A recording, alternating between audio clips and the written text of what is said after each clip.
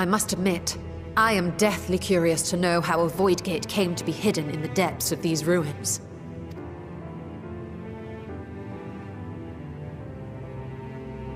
To tell that tale, we must first peer far to the south, and even further into memory.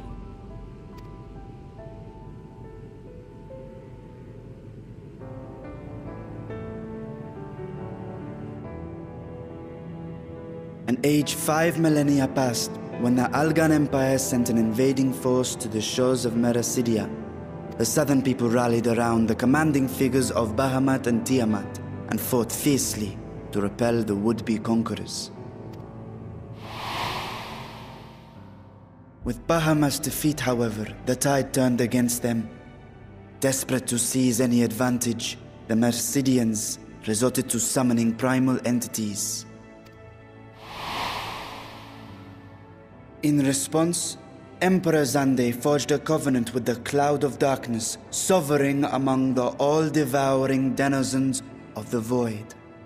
Thus bolstered by icons on one side and Void Scent on the other, the two armies clashed in a battle of unspeakable carnage.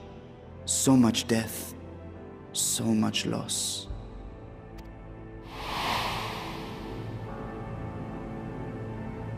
I consider myself well versed in that period of history, yet you speak as one who witnessed it happen. Indeed, I did. I heard Tiamat's roar of defiance and sped toward that war-torn land.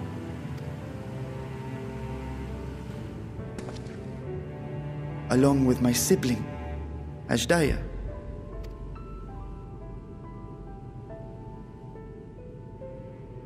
We dragons are not male or female as men are wont to classify, but elder sister is the closest a mortal tongue can come to describing what she meant to me.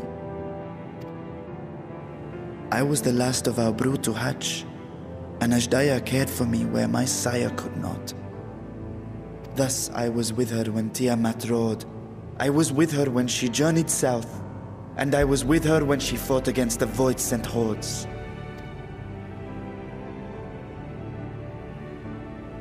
Yet no matter how many of their vile fiends we cast down, more rose from the abyss to take their place. Faced with an unwinnable war of attrition, Ashdaya risked her all on a final gamble. She plunged through the Void Gate itself to strike at the root of their strength.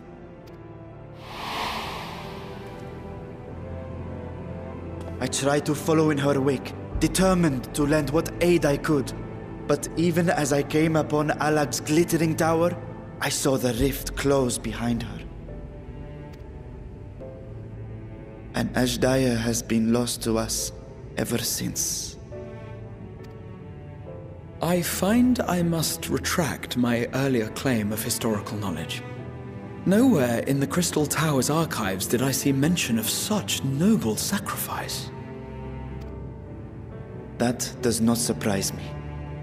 To Alagan eyes, it must have seemed as if a lone dragon, driven to madness, simply dove through the gate and did not return. For my part, I spent long years searching for the means to reunite with Ashdaya. Until I could search no more. Until Alag was dust, and the art to open a void gate large enough to accommodate a dragon forever lost. Yet you have the beginnings of a gate right here, under the control of a harnessed device. My discovery came before Radzat was founded. Though I scoured the lands for a method to cross the rift, it was beneath the sea that I chanced to find a natural planar fissure. It was, however, far too narrow to admit a worm's bulk. Only after our city rose upon the rock, and I could enlist the aid of our talented alchemists, did matters take a favorable turn. Their dedication was beyond reproach.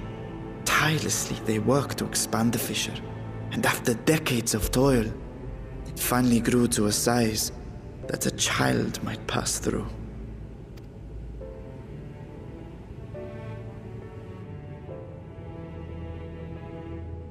Not long ago, you told us that you called out to your kin, that Ashdaya's answer was silence.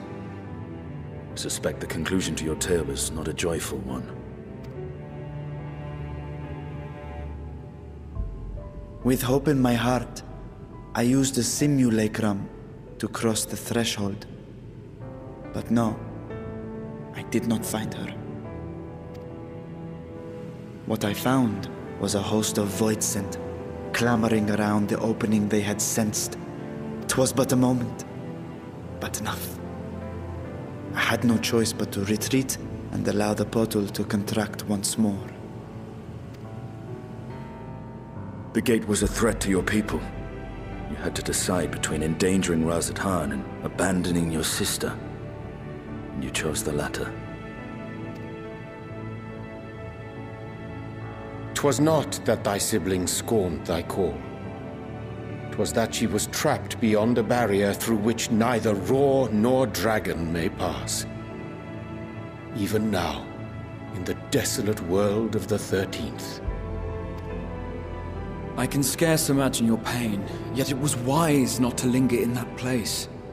Too long a sojourn, and even a being of your power risks being warped into a creature of the void. You've seen this phenomenon before, when we stepped into the darkness.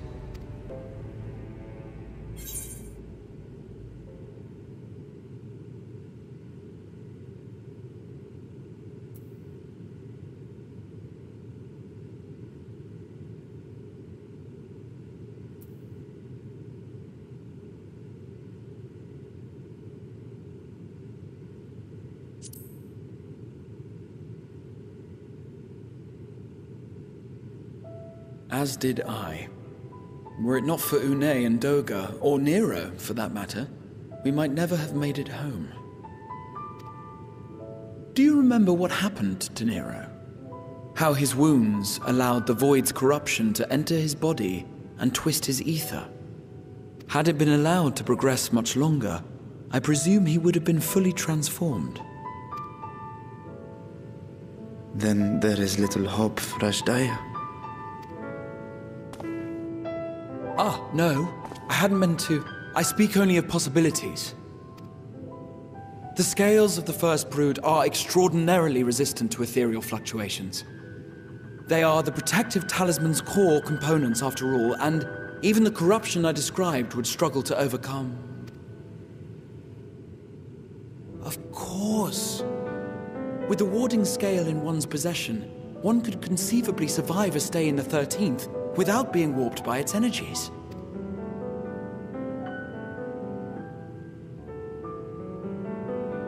Be that as it may, it is too late to rescue my sister. 5,000 years too late.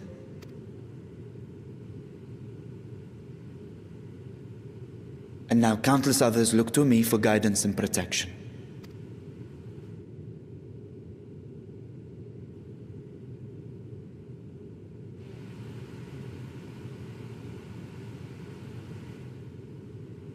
So when I sensed intruders in the ruins, I came only to ensure that the gate remained closed. That, and to secure the treasure, of course.